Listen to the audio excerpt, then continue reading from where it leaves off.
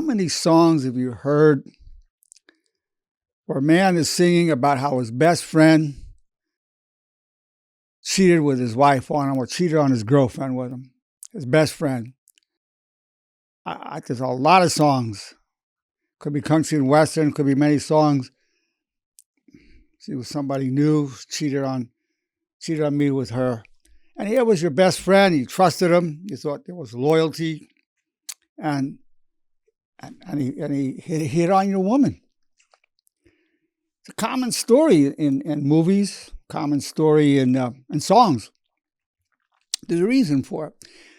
Now, when he proclaimed he was your best friend, was he sincere? Well, at the moment that you both proclaimed you were best friends, it felt like he meant it. But if he could do that, he wasn't sincere. If a man could hit on his best friend's woman, he wasn't sincere when he said he was your best friend.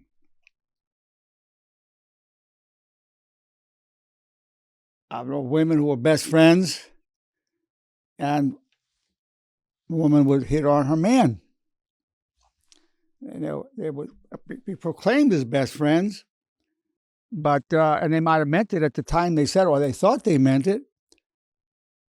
But she couldn't have been sincere given what she did. So we can tell from that, from when there's betrayal,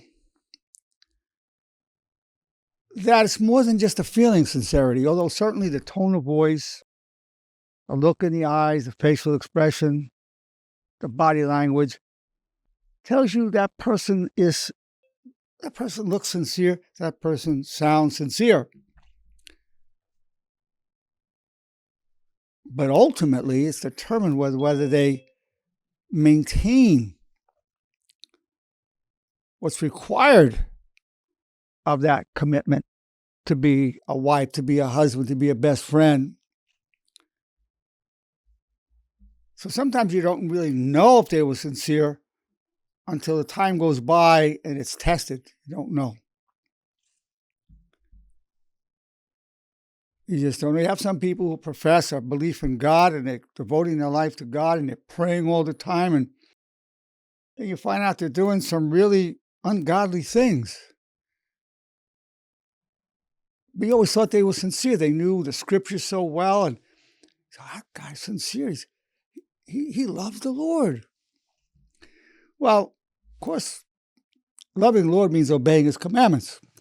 And if you're then going against His commandments, well, you don't love Him, even though you said it, although the person sounded sincere. How many people have been betrayed with lack of loyalty when there was this portrayal of sincerity? It's very common. Very common. What does it mean when one day a friend, close friend, says, "I love you"?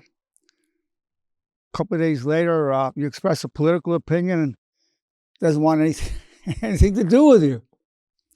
Well, what did he mean by "I love you"? What did that mean? Was he sincere? Well, he wasn't. But it might have sounded sincere at that moment. You're hearing it with a deep feeling. So sincerity goes beyond a deep feeling. Unless there is a commitment and a loyalty, without that, you'll be hurt. They will betray you. Because there's certain inherent promises when you say you're a best friend, you're a husband, a wife, or a friend. One of the inherent promises in that is, I won't betray you. I won't hurt you. I'll do all I can to protect you. I'll especially try to protect you from me. Now, the title of today's presentation is The Power of Sincerity and Self-Honesty, and they go together. We all have a shadow. We have a dark side, a lower nature. And we also have a divine nature, a higher nature, an honor nature. We have a nobility in us. But there's a lower nature, and if a person to really know ourselves, we have to be honest with ourselves. Recognize I have this going on. I aspire to these principles, but I see I have the opposite going on to what I aspire to be. I see within me the opposite of what I aspire to be. So if you're having, let's say somebody says something, somebody that you love, could be, let's say your wife, your lover, you committed your life to always being with her. She says something, you don't like it, you're really angry at her. And there's no memory of the love. You look at her, she looks like an enemy. And she might look at you as an enemy at that time. Well, what happened to, I love you? What happened? Was it sincere? It seemed sincere. Committed each other to be together forever. In fact, now they're talking of divorce. Whereas a year before, you say how much you love each other. So the measure of sincerity is certainly reflected in the tone of voice, the facial expression, and the eyes. No doubt about it. But ultimately, it comes down to steadfastness in the word. Commitment to that word. Now, how can you do that when you're getting other emotions from your lower nature? You're feeling jealous, hurt, humiliated. And most people don't know how to deal with that. People don't know how to deal with their jealousies. They don't know how to deal when they feel hurt, humiliated. Most people only know to hurt somebody in return. To relieve their pain, they hurt them. And they hurt them. Or they may deal with it by saying, you know what, I have a boundary. I only want people around me that are positive and uplifting. I'm going to eliminate you from my life. I've said you're my best friend, but you know what? I can only be around people that really support me and are positive and I don't want anything to do with you. This boundary joint's going on all the time. We all value sincerity. We all value self-honesty. I'm not even talking about having to be honest with the other person. I'm talking about honest with ourselves. The person says, well, I'm a good person. I follow scripture. I'm an upstanding member of the community. Now get this, listen to this. Therefore, I am not these things going on. They're in denial. I don't have a shadow. I'm not feeling jealous. I'm not having negative thoughts. And you are. Now, there's a way to deal with this. I've got some good news for you. But right now, humanity, for the most part, there's so much nobility and goodness and decency in the people. I see it. I'll be 85 years old in 3 months. I see all the beauty, nobility. People are amazing and beautiful. The other side of it is a tremendous weakness, not knowing how to deal with themselves, not having the self-honesty. And because they don't have the self-honesty, not knowing how to deal with themselves, is very really being authentic or sincere.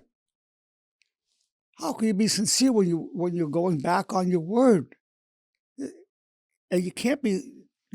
People don't know how to deal with that lower nature, and they don't know how to deal with the vulnerability. I would say, even with all the decency, all the amazing goodness, that humanity is functioning in a very primitive Neanderthal level.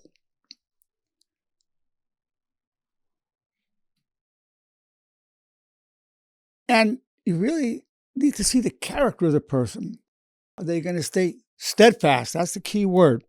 Steadfast. Are you steadfast, or do you turn? Do you turn on people? over maybe a difference of opinion, or you feel offended. I'm not talking about you be offended all the time. Maybe once in a while you got offended and you turn and you reject the person. And you called that person a friend, or it was a girlfriend or a boyfriend. I would say it's going to be a very, very, very long time between now and the time when people are genuinely authentic, in the sense that they persevere. A person might be very pure, authentic, sincere, and genuine for that moment. Now, one of the laws of honor is keeping my word is my first priority always. Keeping my word is my first priority always. Now, if a person doesn't keep their word of a commitment, so for a person to be truly sincere, they must keep their word always. They must be committed to that. And one way is to recite that law of honor. Keeping my word is my first priority always. If a person doesn't have that, they'll turn on you. And they won't know how to protect you from themselves. And you won't know how to, if you're like that, which almost everybody is, you don't know how to protect others from you. You hurt people. I know you do. There's a way to deal with this. I'm going to tell you how to do it. But it requires complete self-honesty where you don't lie to yourself. And when you're committed to the way of honor, you can protect people from yourself, and you can have that perseverance where you become genuinely authentic and sincere. So sincerity is not just measured by tone of voice, look on the face. Oh, that's nice to have. That's good. But the ultimate measure is not the sound of the voice and the look on the face. The ultimate measure is what that person does over time.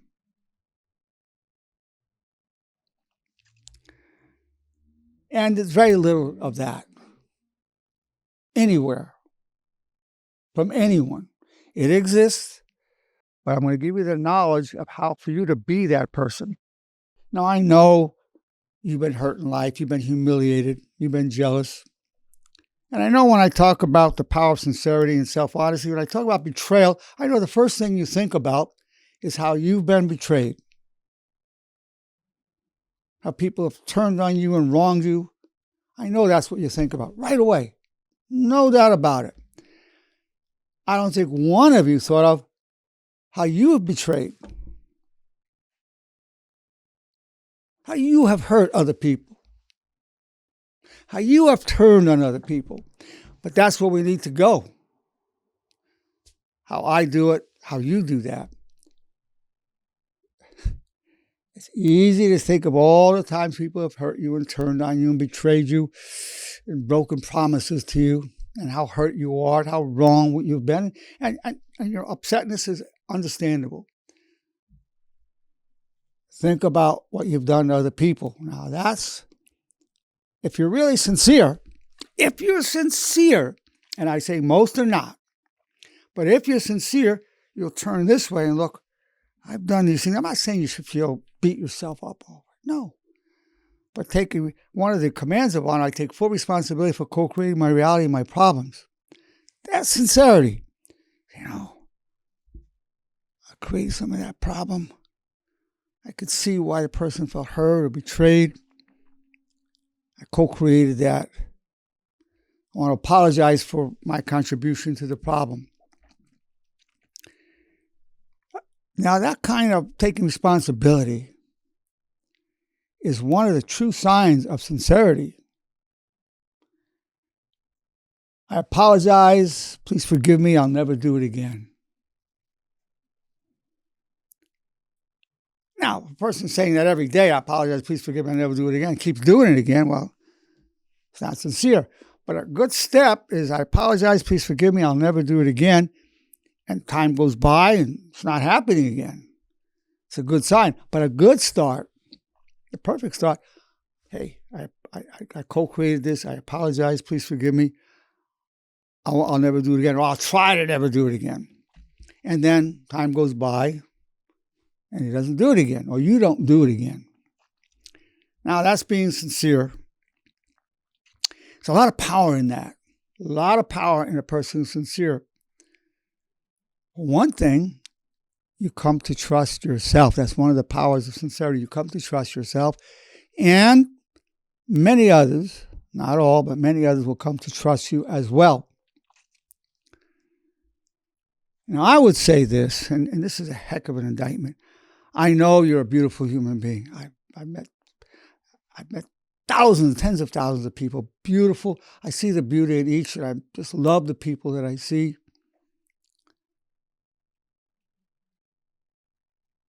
But I know you will turn on the people you love. I'm not talking about them turning on you. I'm talking about you turning on them. You. And you're a good person. You're a beautiful human being. You will turn. You're not sufficiently sincere. You like to think you are, but you're not. Because you don't understand the lower nature. We're all things human. We have a lot of things going on that are very primitive, sexual, aggressive things going on. Very selfish, self-centered aspects within ourselves. Every normal human, I'm talking about normal human being, not talking about somebody who was born with the gene to be a saint. I'm talking about us regular people. Things I'm saying, the accusation I'm making about you apply to me as well. However, I will say I've come to a lot of self-honesty with myself, and I found ways to not turn on people.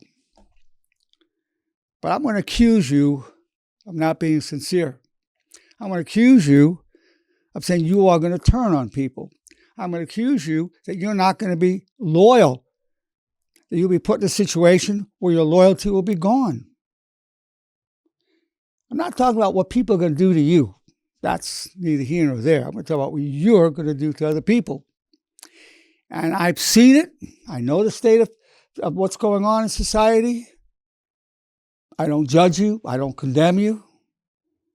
I don't judge myself or condemn myself. I'm just giving you what's going on in the world. And unless we rise up to that self-honesty and apply the ways of honor to ourselves, it could be the ways of honor given to you in Scripture, through the Word of God, if you believe in God as I do, or you follow the honor teachings, the commands of honor, the bridge, the laws of honor, the demands of honor. I've given many lectures on those.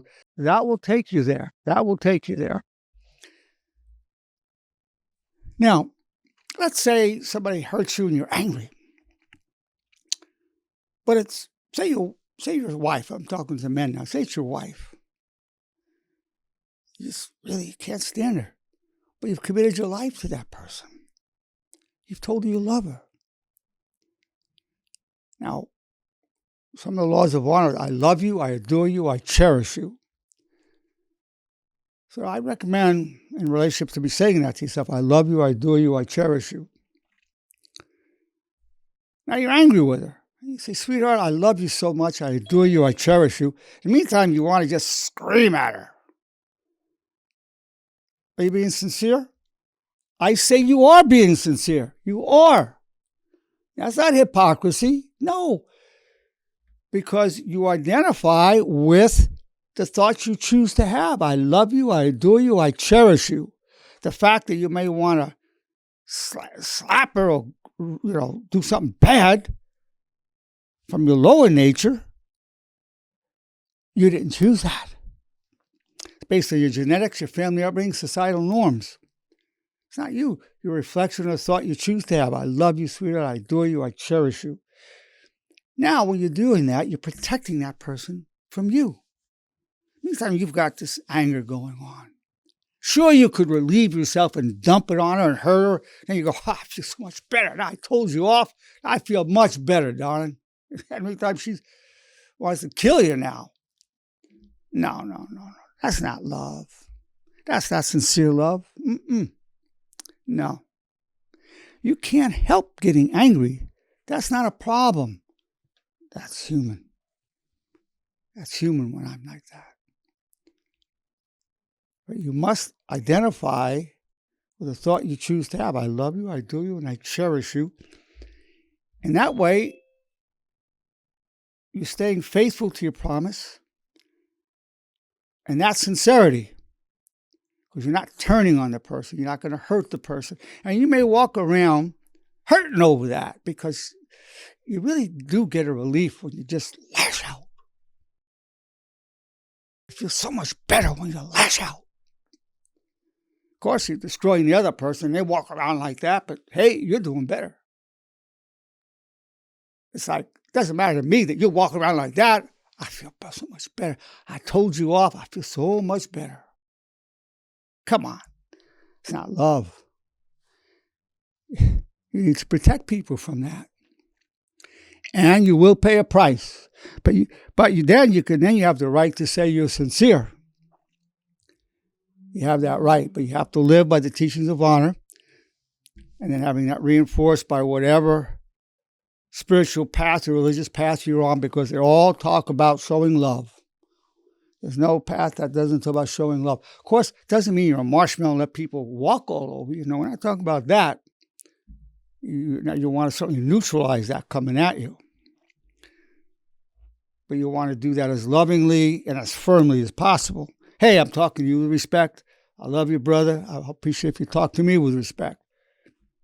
And go from there.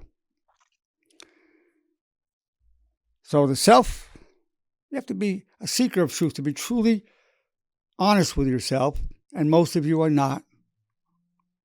And the reason you're not is you don't understand that we're all, you and me, all things human. And unless you face that in yourself, now if you continue to pretend that you're above all things human, you can't be honest with yourself, because you're going to deny things that are going on in you that you don't want to admit to anybody. All right, you don't have to admit to everybody, but you have to admit it to yourself. Oh, yeah, I've got this going on. I've got to deal with that in an honorable way, so I don't hurt this person. If I communicate with that person, I have to do it in a respectfully real manner. Respectfully real. We're creating a bridge. Being real, I'm not talking about being real. Being real might be, hey, bro, when you said what you did, it was just disgusting. I think you're a disgusting human being. Come to think I never really liked you. Just get lost. I don't want to see you again. Just being real. Just being real, bro. Now, respectfully real would go something like this. Hey, when you said what you did, bro, it hurt my feelings. I was humiliated. If you could find it in your heart to apologize to me, and that would help me a lot. I'd be so grateful.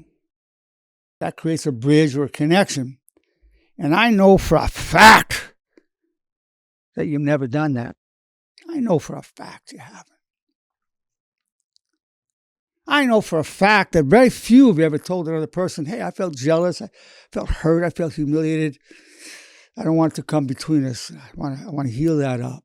I know that practically none of you have ever said that to another human being in your life. I know you never said, I'm feeling left out. I need some attention here because I want to feel a part of things. I know you've never said that.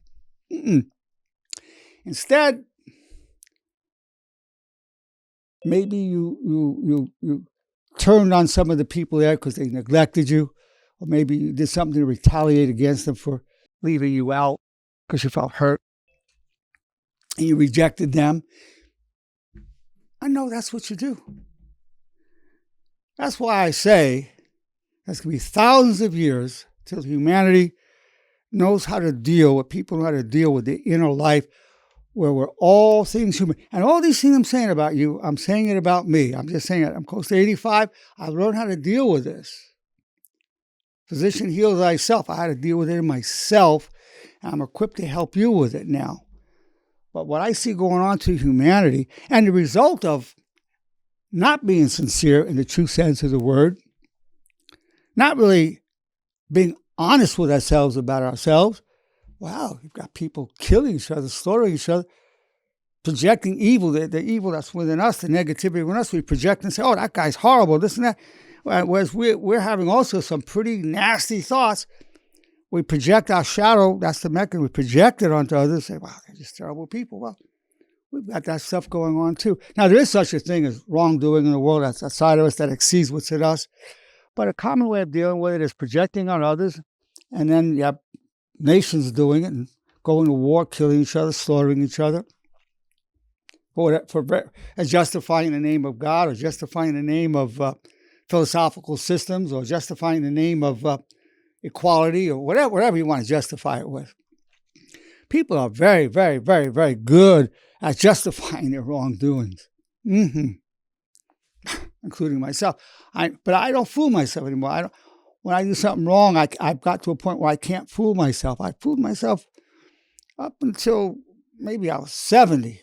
Not fooling myself, but I had things happen, and I had to face myself, and I'm actually incapable of fooling myself now. But you're probably still capable of fooling yourself, and I say that with respect and compassion. I say this to try to help you, and I also think you're an extremely beautiful person. I've met so many people. You're beautiful. You're noble. So how can you say I'm beautiful, noble when you say I have this going on? Because that's what's happening. You've got that divine nature. You're so noble, so beautiful. But that doesn't deny that you have this other side going on. It's not just other people are like that. No, you're like that. And because people refuse to do that, I say it's going to be thousands of years before we go beyond being primitive Neanderthal species. But it's all doable. All doable. And I've given you the honor teachings that'll help you with it. And you already have your own spiritual religious teachings that you're sincere with it, committed to it, you'll get there. Well, with this now, I made quite an indictment. Maybe I made some of you upset. I didn't do it to make you upset. I did it to try to create an awakening. And that's why I kept saying what a beautiful, wonderful human being you are. So it's not like, oh, you're just horrible human beings, you're no good. No, I'm not saying that. I've done so many wrong things. I'll tell you what, I've done more wrong than you have. I'm not just saying it. Wrong things. And I knew it was wrong, and I did it. And I've talked about them in many of my talks. So I know about it. So I'm not making any accusation against you that I'll make against myself. I want to open it. Given I've said all this, I want to open it to you, to all our beautiful people here, to ask any questions or comments that you have. I'm hoping this was very provocative in a positive way. That's my intention, is to help in this healing process to move us forward as a species. So I'll open it now for any comments or questions you might have. Hi, doctor. Can you hear me? I hear you loud and clear. Who is this? This is Lacey speaking. Lacey, good to hear from you, Lacey. Oh, yeah, hi. So this talk is actually something that I am currently going through very in detail, very specific to what you talked about tonight. So I'm really glad that you spoke about it. I am currently living with a really good friend of mine. Well, we were really good friends. And staying with her and kind of comparing what you've been talking about tonight, I am that person. I have turned on her in such a way that I don't know how to move forward. All right, Lacey, let me interrupt you right now. Let me interrupt you. You have no much idea how much I respect you and admire you. That's self-honesty. I want you to hear that. That's self-honesty, and you are a rare person.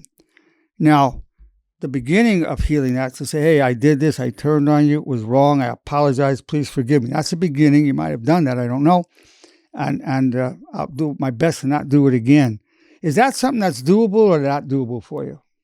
I'm actually thinking about doing it tonight, depending on how our conversation goes. I definitely know that I probably have some part in it. I just feel that I have been betrayed a little bit by her, in the sense of maybe her talking bad about me to her partner, or, her not necessarily maybe doing like certain responsibilities that we all like have talked about, of like cleaning up the house and stuff like that. So Okay, that's let me interrupt you, you Lacey. know. Let me interrupt you that because you're saying such important things. I need to interrupt because it's so important what you're saying. So you felt betrayed, and also you feel she's not taking care of her responsibilities. And I take that at face value. I know you, and I feel that's a fair accusation. And I also know, and I trust you when you say you've turned on her. So you didn't protect her from yourself. That's what you're saying. Is that right? I've shut down. I've completely locked myself basically in my room. Yeah. And yeah. That's so you turned on. That's probably painful first. What's going? People turn on each other by either getting angry or they withdraw, and the withdrawal is painful too. The person feels abandoned and hurt. And well, what do I do? But let me just build on that for a minute. So you shut down. Now sometimes it's hard to go and say these things. Sometimes it's easier to text it. Hey, I love you. We've had a great history together. I felt hurt and betrayed, but it doesn't excuse what I did. I turned on you. I shut down. That shows my own weakness. I don't know how to deal with this. I apologize for that, for any pain I've caused you. This was an issue for me, and that's an approach there. I mean, that's one way, ideally, of dealing with it. How do you feel about that? What I just said? I always felt kind of weird when it comes to like texting. I almost felt like it was the cowardly way out, but sometimes that's what you got to do, because I am also really bad at confrontation. So, well, you know what? There's a lot to be said for a text, because it also gives the other person a chance to read it and not overreact. I mean, not like certain part of it. So somebody could say it should be face to face, but sometimes face to face is hard to say these things. Yeah. It's hard, and the person may take it wrong, or your tone of voice may not be quite right. So sure, face to face is good, but often a text is better because you can get it exactly the way you want it. You can word it, change it, get it exactly the way you want it, and then later have a talk. But what I like about the text, the written word, is you can get it exactly the way you want it, and where it's constructive. There's not any barbs in it, because sometimes when we speak it, could be some barbs. It could be a barb in the tone of voice, because you did feel betrayed, you did feel hurt, you did feel disappointed in her, and that it could be sort of, I apologize that I did this, but you did that to me. That destroys it. Yeah. I apologize that I shut down on you. That was wrong, but look what you did. And then that destroys it. And that could come up in face to face. Yeah. So that but I'm just, but here's why I did it. The but's not right there. That's what I did.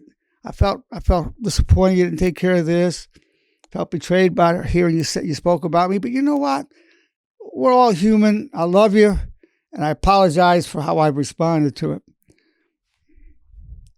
That sounds really good, Doctor. I think I'll do that. And then text me. I really want to know how that goes. I'm very, very interested. And again, my respect and admiration to you, Lacey.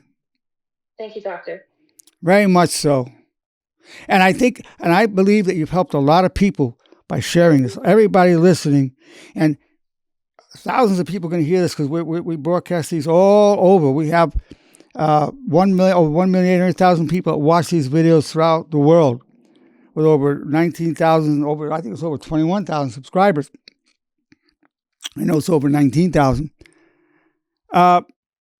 So this is going to help a lot of people. Thank you for your contribution to the awareness and normalizing the issue. This is a normal thing. Thank you so much, Lacey. Thank you. Dr. Nerenberg. Yes. This is Amber. I wanted to add to that. Lacey, thank you. I'm very proud of you, your willingness and your courage to share. That's amazing. Good going. Thanks for that input, Amber. Thank you, Amber. Thank you. You're so welcome. Thank you for that, Amber. Yeah, I mean, this is a sign. Any of us hearing this can say, well, this shows a sign of maturity. And again, I want to say that that you're probably one in a million that can say these things. 1 in a million. You hardly meet anybody who will say, you know what, I'm doing some wrong things here. Especially being able to say I'm doing some wrong things, given that they did wrong things. So most people will justify whatever they do. Say, well, you did this to me.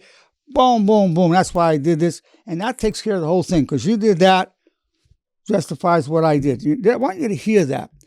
I did this to you, but it was justified. Why? Because look what you did to me. Look what you did to me. And that's why people can't face what they're doing to somebody else, because that was justified. And that's the problem. That's why I say we're at a Neanderthal level, very primitive psychologically and spiritually throughout the planet. The people that are here that come to see me are advanced. All of you are very advanced. You said, hey, I'm not handling things, I'm overwhelmed with some factors in my life at work and other places. You're very advanced. Throughout the world, it's at a very low level, even though there's tremendous decency, nobility, and goodness and beauty in the world, tremendously so. But this is the other side of it. Who else has something you'd like to ask or say? Doctor, I have a question. Who's speaking? Connie. Connie. I have a question. How do you heal when you are being betrayed, where you have been betrayed by your partner? You're talking about sexually betrayed or something else? When there's infidelity. Yeah, infidelity. I'll tell you this. I'm going to tell you about infidelity. Let me tell you about infidelity. Generally speaking, again, there's always exceptions. Generally speaking, you want to forgive that person and end the relationship. Generally speaking, because the problem is often typically you can never trust that person again, and so that'll make you miserable, and you'll be making him miserable. Why were you late? Is that lipstick on your collar? What is this? How come you're wearing nice clothes, or we go to see somebody? All of this comes up, and it makes you miserable, makes them miserable. Typically, I'm talking about the typical scenario. I'm not talking about you, because I don't know the details of your situation. But typically, it's best to forgive them and wish them well. I release you to your destiny, and I wish you well. I release you to your destiny, and I wish you well. Typically, that's how that has to go. Some people will follow that advice, and some people stay in, and they go through years of misery. Can some people eventually get through it and around it? Maybe, but typically not. Especially when it comes to infidelity. Saying something nasty, they slipped, or they said something nasty, I get through it. But infidelity,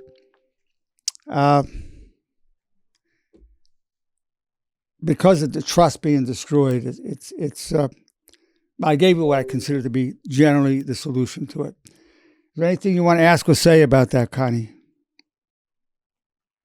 I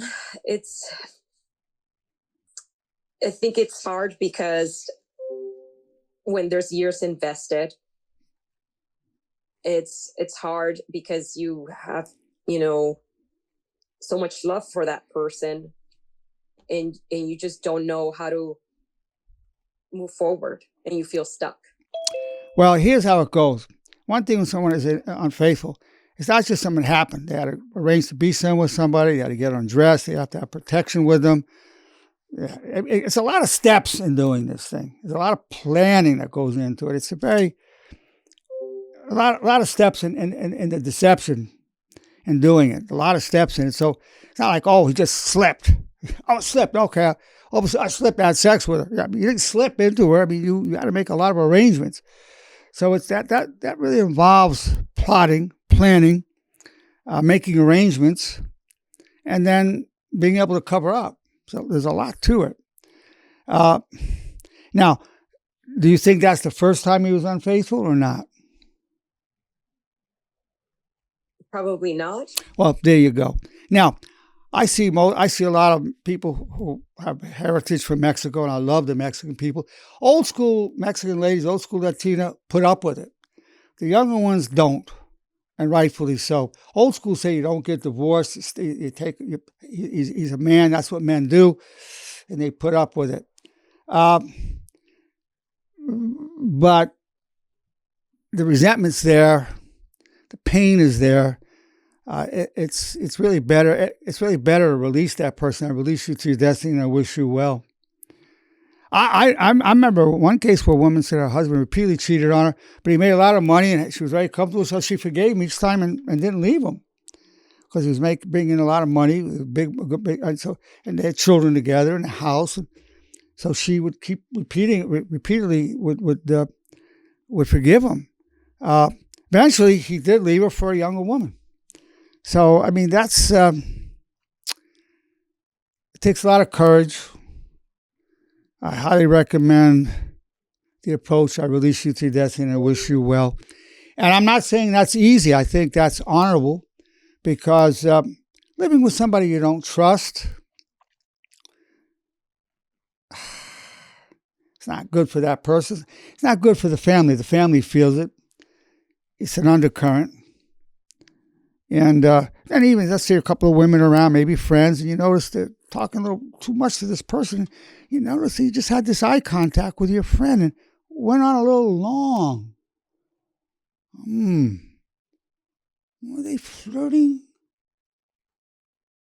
Yeah. You don't want to have that going on. You just don't want to have that going on. But I understand you have the investment. I understand there's a life together. I understand you love them. My suggestion is love them, forgive them, and bring the relationship to an end. You're going to hurt for a while. If you follow this, it's going to hurt for a while. No doubt about it. It's a collapsible world. But he's not genuine. He's not authentic. He says, I love you. He tells you he loves you, correct? Correct. Yeah. That's not sincere. I mean, I'm sure at the moment he feels love for you.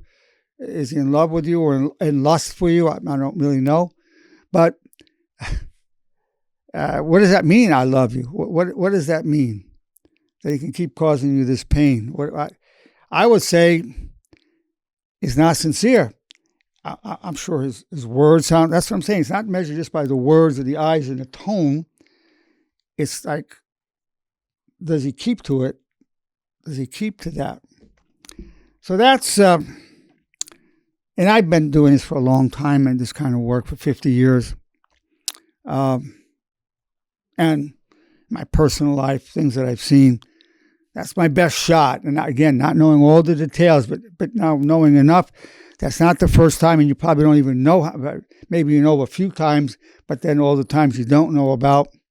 Looks like he needs to be doing that. Not everybody's marriage material. Not everybody's marriage material. They can't really do that. You could be single and be with different women, and why make somebody miserable?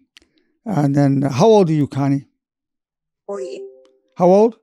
48. 48. Now, sometimes women 48, 50 feel vulnerable, but there are a lot of guys who are good looking and set in life, 60, 65, who are in shape, that just go wild over having a woman. You're the younger woman then. So a lot of women at that age thought, I'm old, and who's going to want me?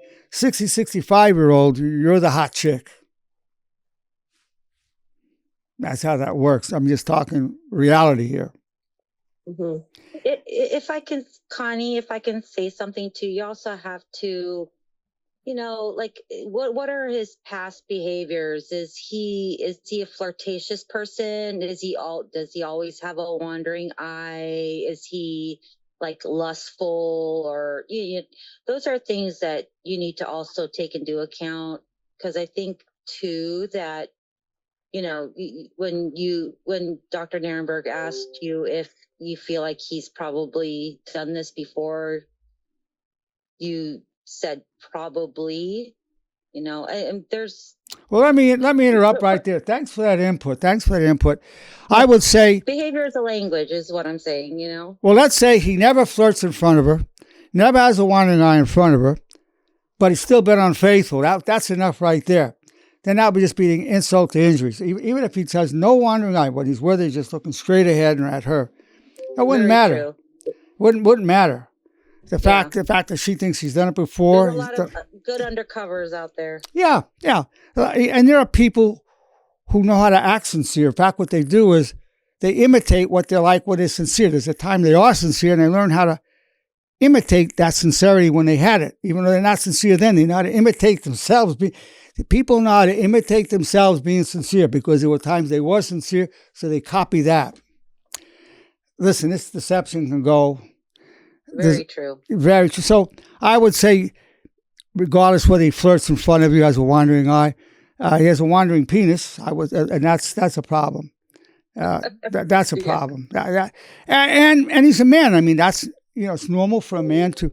I tell people about the cow study. You peg a cow in heat to a bull, he mounts her. No surprise to anybody. You bring her the next day, he won't mount her. You bring another cow in heat, he'll mount her. There is a thing within the male, genetically, to spread the seeds, the survival of his DNA. All normal men have that. But a man of honor and a man committed to his woman will restrain that. And if he can't restrain it, then definitely he should not be in a committed relationship or a marriage, and then go ahead and be that bull just spreading your seed. Not every man could do that. It sounds like your husband's not one of them that can do that. And that's not for him. He might not have a number of women and spread his seed, because we have that in us. I mean, that's a normal thing. Nothing abnormal about a man having that in him, not at all.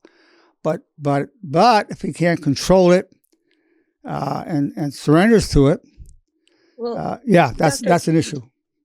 What would you say about?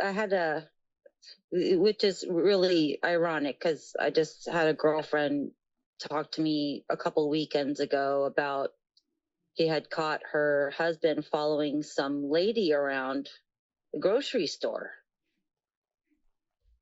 So she was there with him, and from what I know, she was, they went separate ways, and to get, just to make things quicker, and she had noticed that he was following a lady around, so she followed him and noticed that he was going in every aisle this, I guess, pretty young lady was going to, and Did anything occur? Did he see anything occur did she see anything occur from that?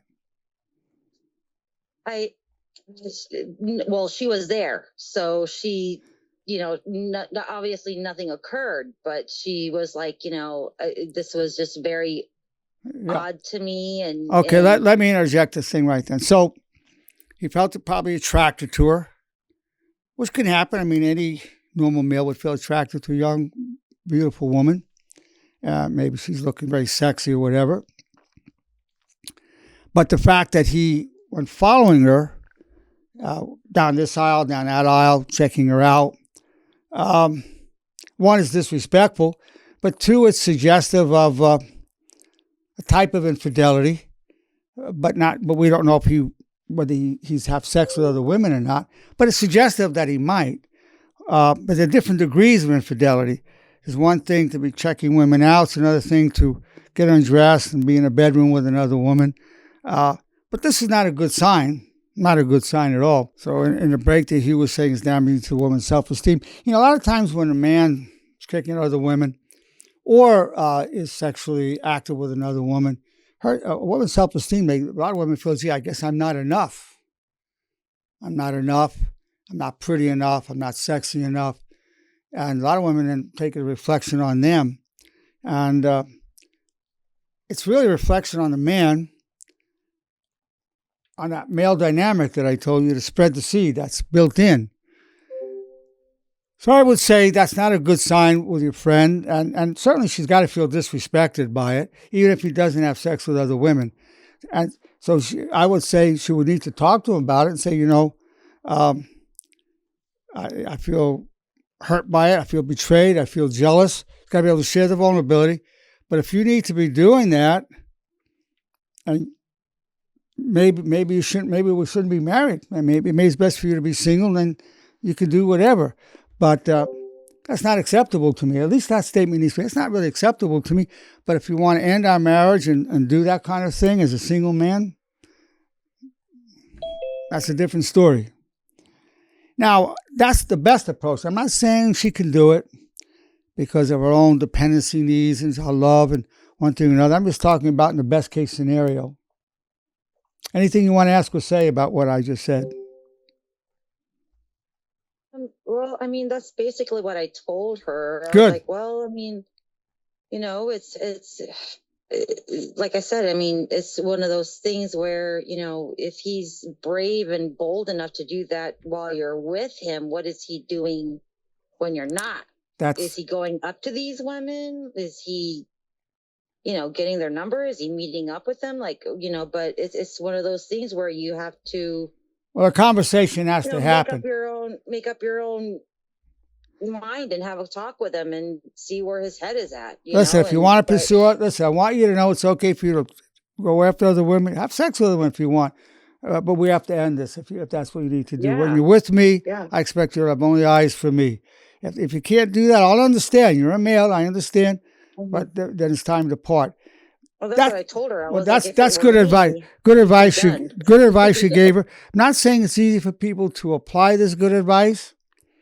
I tell my patients when in that situation, I said, I'll back you whatever way you go, but this is the best way to go. But if you're not able to do it or don't want to do it, I'll help you as best I can with what you decide. Because I know a lot of women won't do it. They just won't. But there are many women that will. And they'll say, oh, no, I'm not going to put up with it. And that's best. But there are women, it's probably about 50-50. 50% of the women not going to put up with it. They're out. 50% say, well, you know, I love them, dependent on them. I don't want to start over again. I say, okay, let me help you adjust there. Because that's the choice they're making. But thank you for that input. This is great input. Who else has something you'd like to ask or say? Yeah, hi, Doctor. Hey, Rex. How you doing? Good to see you, brother. Always. You too, brother. Always. I wanted to share a little something with everyone, and I'm going to step back just a moment here in reference to what you had said previously about a half an hour ago in regards to honor and stability and being honest about what you're saying and what you feel. And I have a close friend, you guys, that just passed about 3 days ago. And when we're talking about this, you know, being sincere about what you say, and actually stepping forward and you know, meaning it and taking care of things that that you're talking about. And so anyway, this guy was all about that. That's all he was sincere, kind, and you know, his funeral's coming up and people are responding by Facebook, and the amount of notices that are coming through, I'm reading every one of them, and one that came to mind as we were talking here was that a single gal that worked with us with a boy about 8 or 9 years old. Anyway, my friend that passed has a beautiful wife with 5 children and supports them and is very, very, you know, supportive of his kids and takes care of his wife in the best way that he can. And he loves her very much, but at the same time, he tries to help others all the time. And so she stated in her response that Mike was one true person that would step forward and really help. And that's what he did for her. And she mentioned how he affected her boy, because she was a single mother, and led him in the right direction. He was having problems and he helped her. But not just in that way with, you know, things around the house. If anyone needed help with something that broke down, he was there. you asked for Mike's help, he was there. He would never say no. And so he was sincere about, not just saying, I'm going to help this person, but doing it.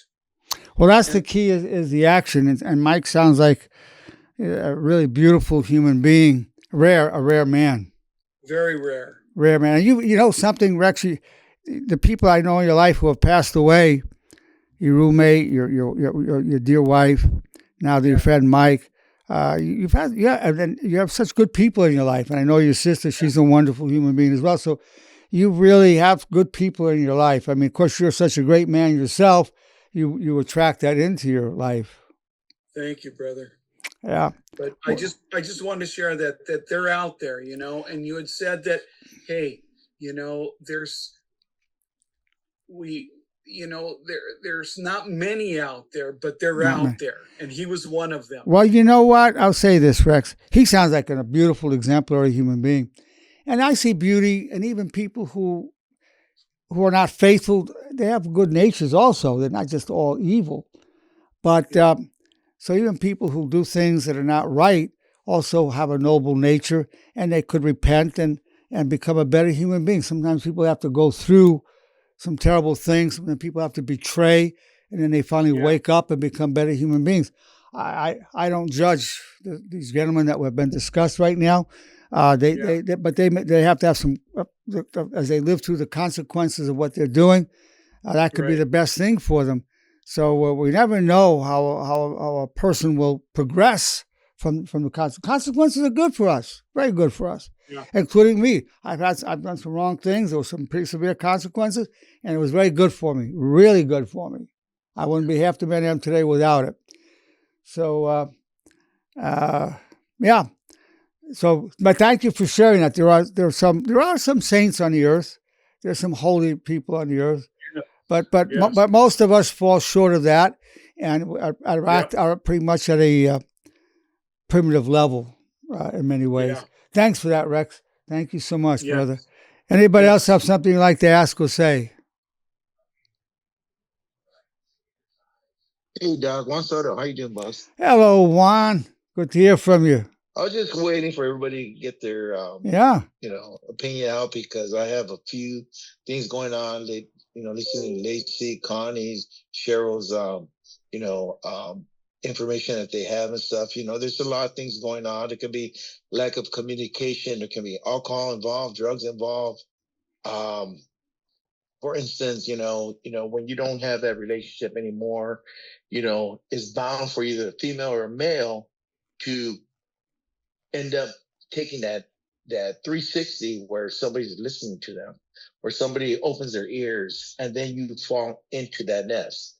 That's one thing. My point is that I did have a really close friend that was in the circle, maybe not my best friend, but really close to that, where he did get to the point where it came where my wife said that he made a move on her. So I did, I did confront him from what's going on. And my thing was that he never done that.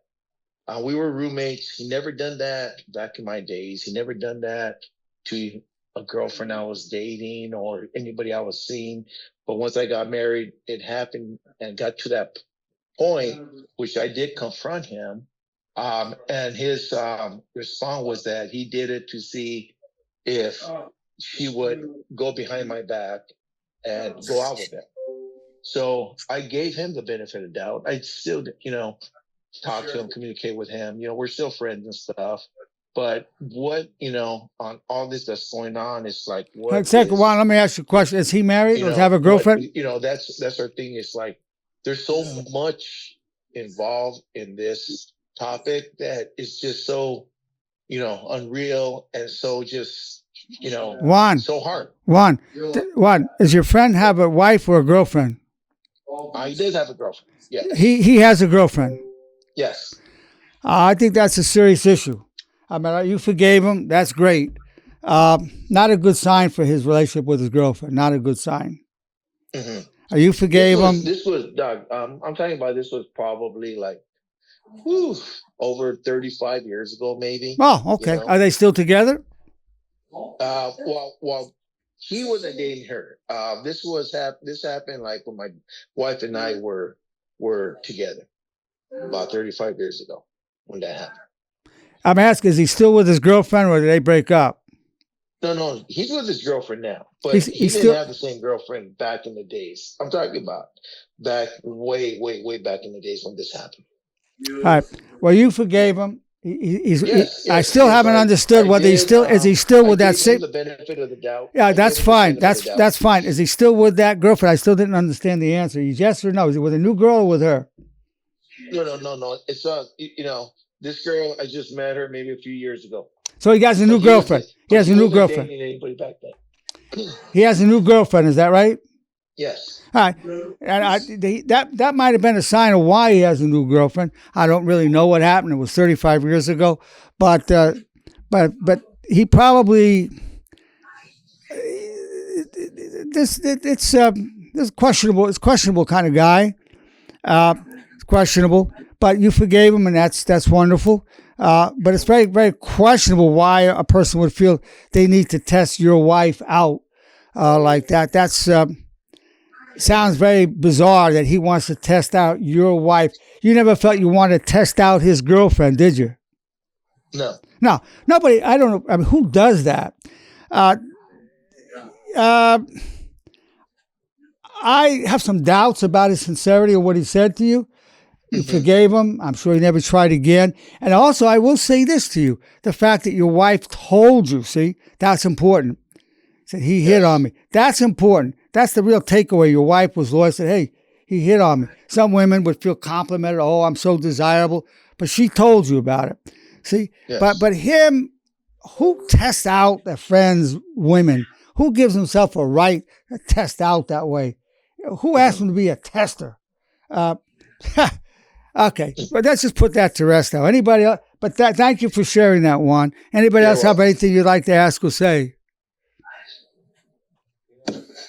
Hi, Dr. Nerenberg. I will say, who's speaking? This is Mary. Hey, Mary. This conversation tonight is kind of sparking some feelings up in me because it's been like maybe I've been with my husband for many, many years, and probably like 30 years ago when the internet was new, I found out that he was watching pornography. And what was really troubling to me is he was watching pornography of young girls, teenagers, that was, to me, that's infidelity and betrayal. But because my kids were young and my kids were young, and of course, I didn't want to divorce. I didn't want my kids to be, split up from me, or I loved them and I felt like I was a positive influence on them. But anyway, it's just, life is hard. That thing that people say, life is hard, choose your hard. Yeah, exactly. Let me ask you this question. You're still married to your husband? Yes. Okay. And and now he's disabled, and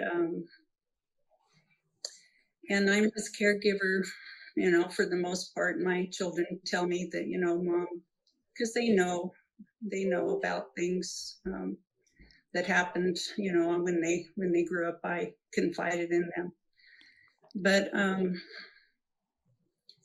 they say, well, Mom, if you hadn't stayed with Dad, he would have died long ago. And this is true because, I'm always the one that made his doctor's appointments for him. He would have been dead of prostate cancer many years ago if I hadn't took him to the doctor to get a physical or, things, because, let me ask you this question. Let me ask you a question. Let me ask you, on their wives. Mary, Mary, let me ask you a question. Excuse me for interrupting you, Mary. Let me ask you a question. You continue to love your husband, is that correct or not? I do. Okay. I have a lot of resentment. Okay, you have the resentment. Now, I want to ask feel- another question. You know, I feel victimized sometimes. Now, another question. And that's, how many years ago did that happen? 1995. So that's 30 years ago. Now, look what Mary shared with us. Look how valuable it is. 30 years later, she still has resentment. Now, I want to show, I'm saying this, I want you ladies to hear that. 30 years later, and he didn't put his penis in somebody, he didn't have sex. It was pornography. Some women can accept that, a lot of women won't. And 30 years later, she's still upset about it. He didn't know about before. Hang on, hang on. Let me, I'm going to put it on mute. I'm going to mute everybody. And then, yeah, so Mary, unmute yourself, Mary. But so this is the lesson that you're helping everybody with, Mary. 30 years later, he didn't sleep with anybody. He was watching porno, teenagers having sex. 30 years later, she's still upset. Just to give you an idea, she's taking care of him. Mary's a beautiful human being. But just to give you an idea of what could be there 30 years later. I had a patient many years ago, about 40 years ago. She came with her husband, very resented him because 50 years earlier, she suspected he had an affair with somebody at the bank. They both worked at the bank. She wasn't confirmed. She suspected it. And she made him pay for it. She was always angry at him for 50 years later. And it wasn't confirmed. He said, listen, I never did anything. Well, I don't know if he was telling the truth or not. But to her, it was real, even though it was not ascertained. 50 years later. In this case, it was married 30 years later. So, ladies, I want you to learn from this. It could stay. It could stay. Some people say time heals all wounds. Not true. Just not true. When it comes to infidelity, it can stay. So I'm telling you this not to discourage you. I'm telling you this to bring a reality to you so you don't spend 30 years resenting your man. That's why I advise forgiving the person and repeating, I release you to your destiny and I wish you well. That's my advice. Generally speaking, that's the best advice.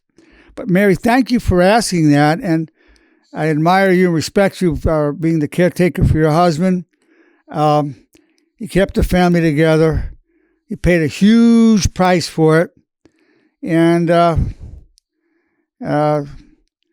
think you're a very saintly person. It's not something I advise for younger people, the path for them to follow, but I admire you for what you did and how you are. I agree with you, Dr. Nerenberg. I think these women should take your advice, and the honorable thing to do is I wish you well and get on with your life, Mary, that's so valuable. Now you're hearing it from the expert. See, I'm talking as a male, as a psychologist. Now you're hearing it from somebody who's saying, yes, I release you to your destiny. I wish you well. Dr. Nerenberg's advice is good advice for you younger ladies. Now that's as credible as you get. That's as credible as you get what Mary is offering. Thank you for offering that, Mary. You are a beautiful human being. Thank you for sharing that. And I hope it'll help a lot of women over the years. A lot of ladies need to hear that. Beautiful. Thank you, Mary. Hi, doctor. It's Emily. You're welcome. Emily, always good to hear from you, Emily. Thank you. Thank you.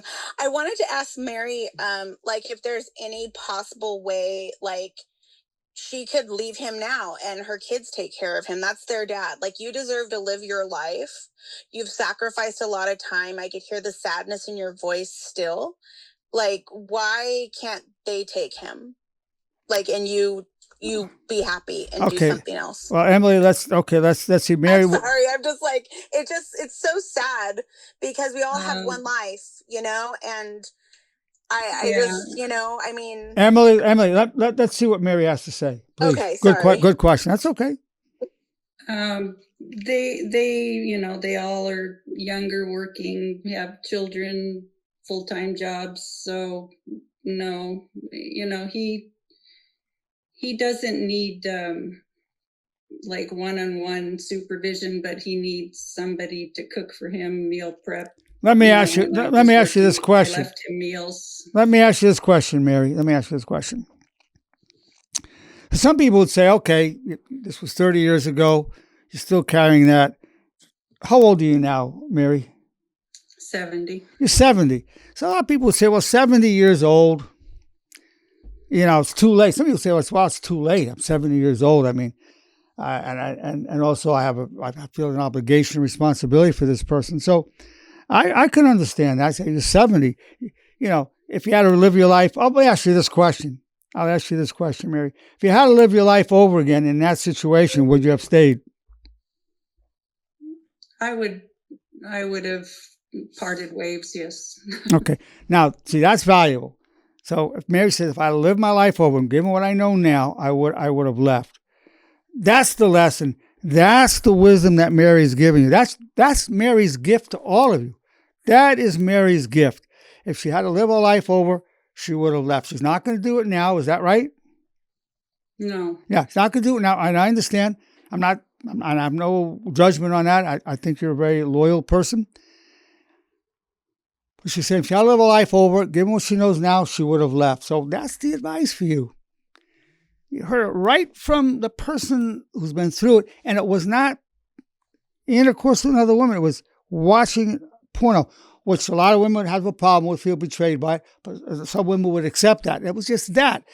And some of you are saying, well, my husband, my partner, actually had sex with them, got undressed with her, they went somewhere and they had sex, intercourse. That's even more. So between hearing from me as an 85-year-old man, been in practice 50 years, but I've seen a lot of things in my life, now hearing it from a woman who went through it and said if she had to live her life over again, she would have left him. And that's what I'm advising. Forgive him. I release you to your destiny and I wish you well. And Mary's agreeing with that advice. So there's the lesson. Thank you for that beautiful, wonderful gift you're giving to everybody, Mary. Thank you. You're welcome. Can I just add one more thing quickly? Please do. I want these women to not doubt themselves and think that it's something, that I look back at pictures of myself back then and I was beautiful. It wasn't me, and I was a good wife. I was doing everything correctly and honorably. So don't ever doubt yourself. I'm glad you said that, but let me tell you something. You still are beautiful. Yeah, I was gonna say the same thing. Like you're 70. You really aren't that old or anything. You still have life to give.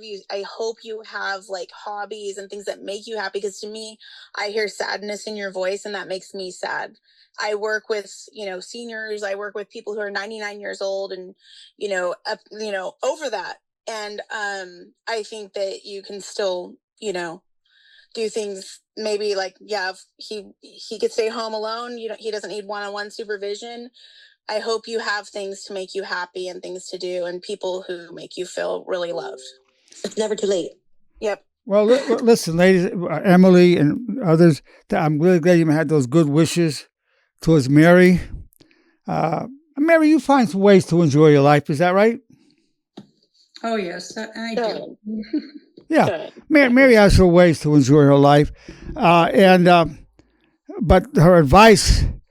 I mean, Mary is a very wise person, a deep person, and she has ways she has her enjoyment in life, and makes valuable contributions to other people, has a meaningful life. At the same time, but the main thing is the wonderful advice she's given you younger women. The suggestion is, I released you to your destiny and I wish you well.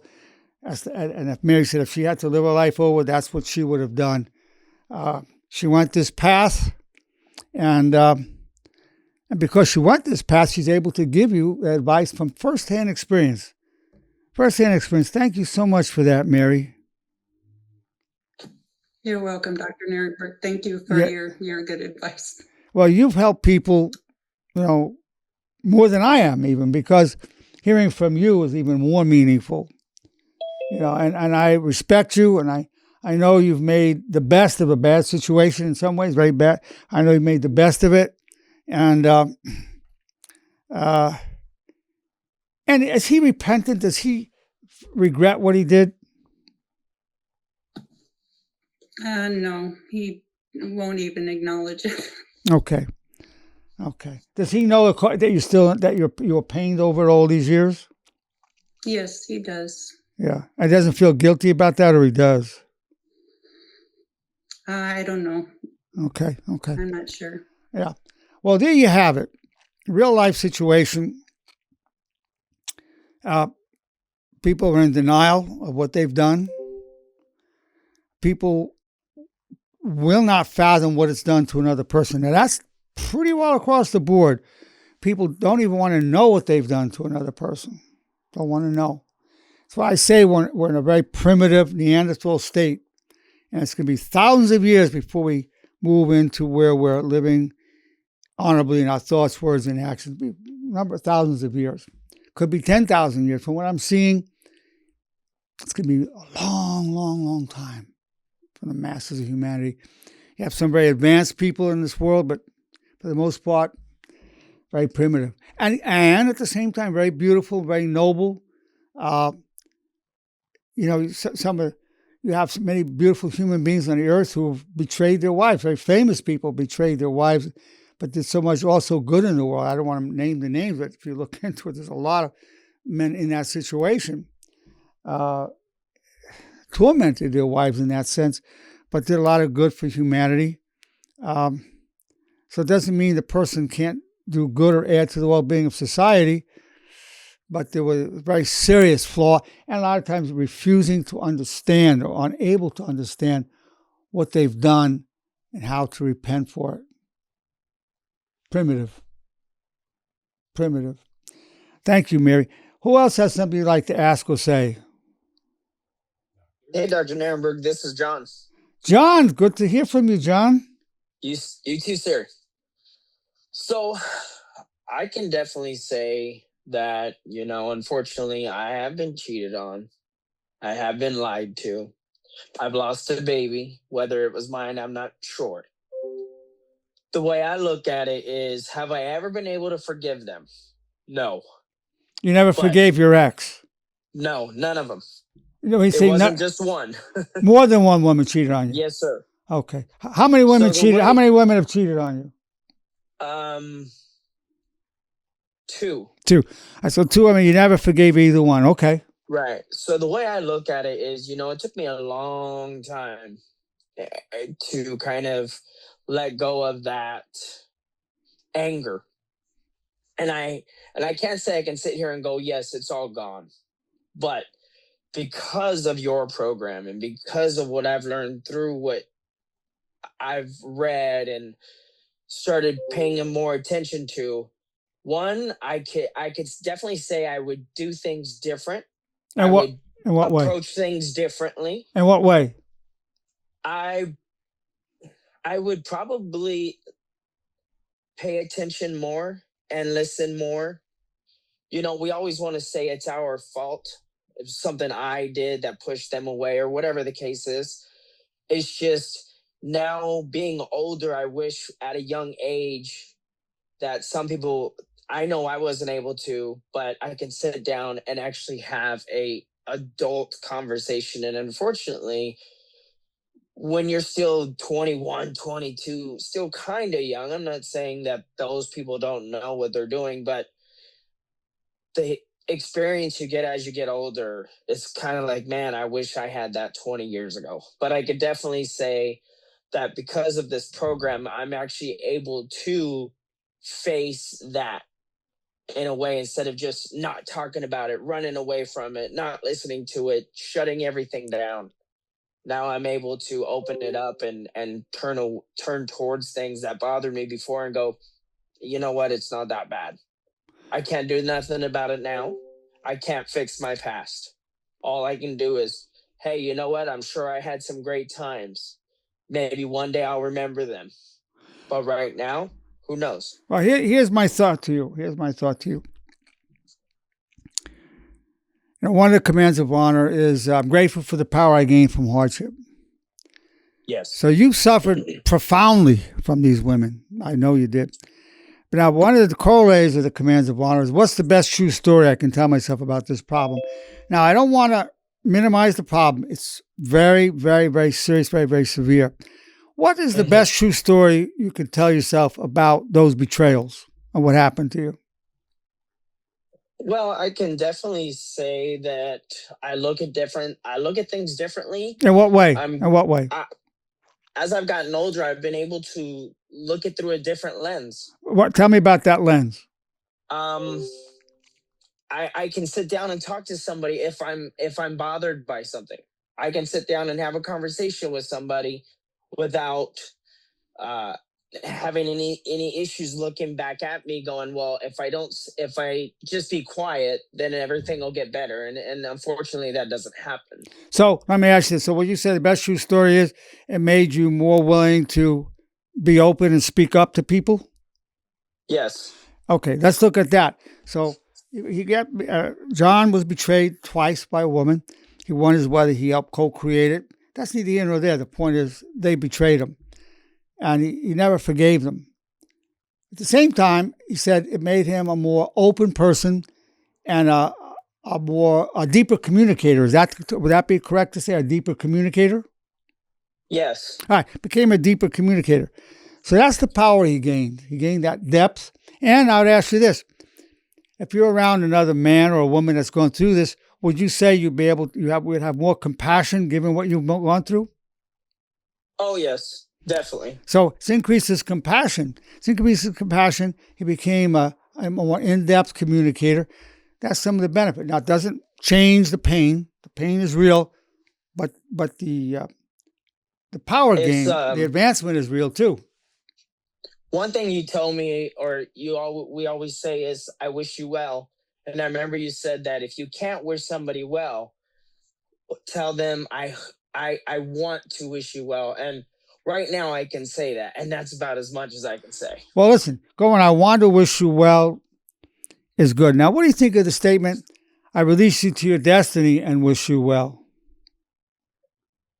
I mean, yes, of course. And it's it's hard to fathom that when you get into a relationship or so on and so forth. Yeah, not all of them work out, but some of them you really did want to work out. And I can definitely say that when you do want them to work out and they don't, it's bothersome more. Now, let me tell you something, John.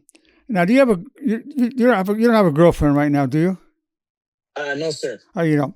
Now, but the time will come when you'll meet your true beloved. Let's say that happens. You meet the woman that's really the love of your life. Let's just hypothetically consider that for a moment, okay? Yes. I would say this. Once you have the love of your life and you feel that deep trust and connection, and you look back on them, and here's what I think you could do. Here's what I think would happen. You'd be grateful. Because of what I went through with you, it makes me appreciate my wife, this woman in my life now, so much more because the contrast to you. And I'm happy with my life, with my woman. And I just wish you well. I look back, and I really do wish you well. And I'll take it even another step that's going to shock you. It's going to shock everybody. When you have the woman, the love of your life, you'll be able to look back and say, when you had sex with another man, I hope you had a good time. I hope you enjoyed each other. I hope there was real love between you. I really have that feeling for you. And I hope that you have a good man in your life now who truly loves you. That's another level. I know this is shocking to hear me even say it, but that's possible. When you have that woman that's the love of your life, that's actually possible. So, well, hope you had a good time. Hope you loved each other during that sex. Hope it was more than just lust. And I hope you have a good man now. Now, what do you think of having the love of your life and being able to have those thoughts to those two people that betrayed you? What are your thoughts about that? I mean, I definitely think that if you do finally find someone that gives you that, what you feel may have been missing, or not even missing, but just does more of a completion of one whole part. Yeah, I'm sure it definitely can work out that way. And that's a beautiful feeling. That's a beautiful feeling to be able to say that.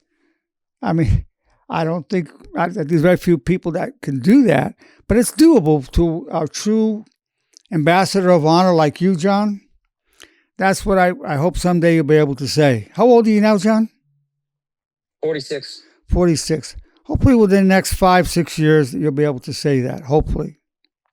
Definitely. That'll be my hope for you. Then you're really then you're really released from the whole thing. That's the release. Yes, sir. John, it's a real pleasure and privilege to know you, and I've been on this journey over this last year. And I know there's a little note I have to write for you, which I'll take care of shortly.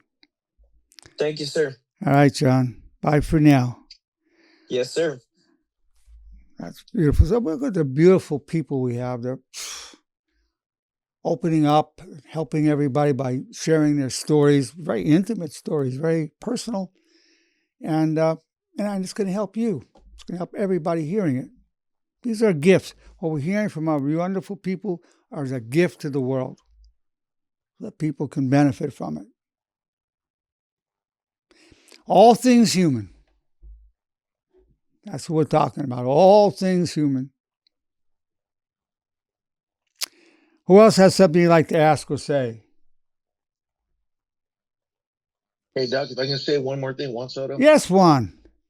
Like John was saying, that he wished he could have listened more back in the days. I think a big key factor to all this is, communication. Listening to whatever it is, even if it's, some gossip at work, or maybe something happened at work with your supervisor and employer or whatever, and I'm pretty sure there's a lot of people that come and have that kind of communication where they just want to express their feeling, what happened for that day. And sometimes I know it gets to that point where, the wife or the husband gets tired of listening to what's going on. But for that factor, for that, either it's the wife or the husband, it's a big thing for them. If you don't have that thing where you can just sit down and listen. One, that's very important, the listening. That's one way to show love, is the listening. Of course, even if you don't listen as much as would have been desirable, certainly doesn't excuse somebody doing that. But so putting that aside, certainly listening to one another is a good thing. Respectfully listening. And some people have nobody to really talk to except their significant other, so it's a beautiful thing to do. Again, the person who didn't listen as much as they could have, that's not the cause of what happened. That person just didn't have the sincerity, the loyalty of keeping their word, of faithfulness in the relationship. It's on them. So that stands there. But at the same time, certainly all of us could be listening more. And as Juan, as you just said, I mean, listening is a great gift in a relationship, just a great gift. And to the extent that we can give it, whether it's to our spouse, our girlfriend or boyfriend, or to our children, it's a good thing. There is. Thank you, Juan. Who else has something you'd like to ask or say? Yeah, Hugh. Doctor, real quick, it's Emily again. Hey, Emily. I wanted to circle back to when you had mentioned about, admitting like when we betrayed people. And, I think it's really important to be honest with ourselves when we do something wrong. A lot of times we rationalize. Always, not sometimes, Emily, not sometimes. People rationalize almost all the time.